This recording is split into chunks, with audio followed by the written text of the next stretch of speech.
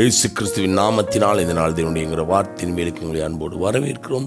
இந்த நாளிலும் தேவன் தாமே சகலத்தையும் மேற்கொண்டு ஜெயிக்க நமக்கு பலன் தருவாராக. கண்களை மூடி சொல்வோம். இயேசுவே, இந்த நாளில் சகலத்தையும் ஜெயித்தவனாக நான் மாற நீர் எனக்கு பலன் தருகிறபடினால் நன்றி.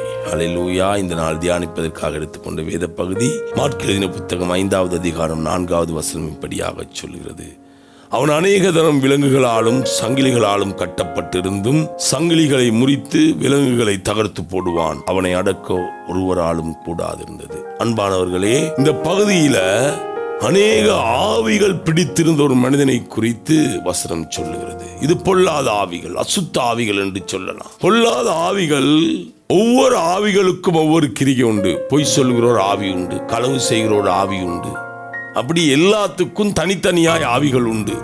இந்த எல்லா ஆவியும் இவனை பிடித்து கொண்டதுனால இவனை சங்கிலிகளால் அநேக தரம் கட்டியும் கட்டக்கூடாமல் போயிட்டான். சகலத்தை முறித்து போடுவானா, சகலத்தையும் தகர்த்து போடுவானா.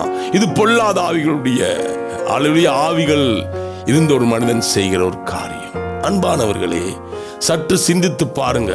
பொல்லாத ஆவிகள் இப்படி செய்யுமாக இருந்தால், அவைகளுக்கு இவ்வளவு பலன் இருக்குமாக இருந்தா, பரிசுத்த ஆவியினால் ஆளப்படுகிற நீங்களும் நானும் நம்மை கட்டுகிற மாமிசத்தின் கிரியைகளை ஏன் தகர்த்து போட முடியாது? நம்மை கட்டுகிற பொல்லாத கிரியைகளை ஏன் தகர்த்து போட முடியாது?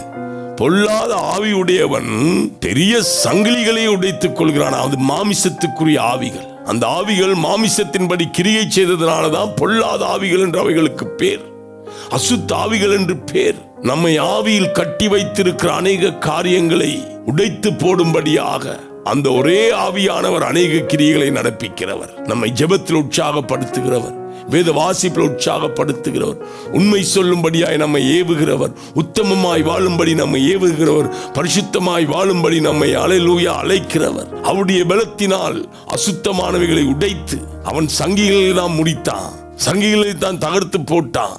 இன்றைக்கு ஆவியின் கட்டுக்களை உடைத்து போடும்படியாக நமக்குள்ள அந்த ஒரே ஆவியானவர், அநேக கிரியைகளை செய்கிற அந்த ஒரே ஆவியானவர், அந்த பரிசுத்த ஆவியானவர், அந்த வல்லமையின் ஆவியானவர், அந்த அக்கினியின் ஆவியானவர், நமக்குள்ள அநேக நாமங்களுடைய அந்த ஒரே ஆவியானவர் வாசம் பண்ணுகிறார். நாங்களும் அநேக ஆவியின் நாமங்களை உடைய ஒருவரால் ஆளப்படுகிறோம். அவன் அன்றைக்கு அநேக அசுத்த ஆவிகளால் ஆளப்பட்டான். நீங்களும் நான் இன்றைக்கு அந்த பரிசுத்த ஆவியானால் ஆளப்படுகிறோம். அன்பானவர்களே, அந்த கட்டு இந்த கட்டுன்னு முடங்கி கிடக்காதீங்க. எந்த கட்டும் கட்டக்கூடாதபடிக்கு சகலத்தையும் உடைத்து தகர்த்து போடுகிற, முறித்து போடுகிற ஒரு ஆவியானவர் நம்மை ஆளுகை செய்கிறார். அவன் அந்த ஆவிகளுக்கு கீழ்பட்டிருந்தபடினால் அந்த ஆவிகள் அவனை கட்டின சங்கிலிகளை முறிக்க அவனுக்கு உதவி செய்தது.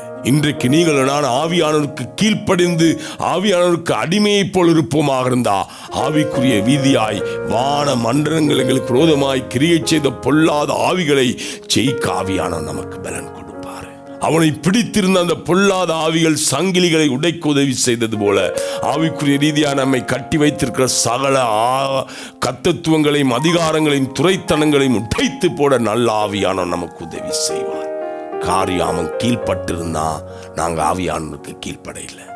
இந்த காலை வேளையில முழுவதுமாய் ஒரு தீர்மானம் தெடுங்க. நான் ஆவியானவருக்கு முழுவதுமாய் கீழ்ப்படிய போகிறேன். ஆவியானவருக்கு என்னை அடிமை போல ஒப்புக்கொடுக்க போகிறேன். உங்களை ஆவிக்குரிய ரீதியாய் கட்டி வைத்திருக்கிற ஜெப வாழ்க்கையில, வேத வாசிப்புல, தேவனோடு உள்ள ஐக்கியத்தில் இருந்து உங்களை தூரப்படுத்தின எல்லா வல்லமைகளையும் நீங்கள் மேற்கொண்டு அல்லேலூயா எல்லாவற்றையும் தகர்த்து போட்டு திரும்ப ஜெபத்திலும் வேத வாசிப்பிலும் தேவனோடு உள்ள ஐக்கியத்திலும் பெருகுவீர்கள். அல்லேலூயா. கண்களை மூடுவோமா? ஆண்டவராய், இந்த நாளிலும் என்னை ஒரு அடிமையை போல ஆவியானவரை உமக்கு நான் ஒப்புக் கொடுக்கிறேன்.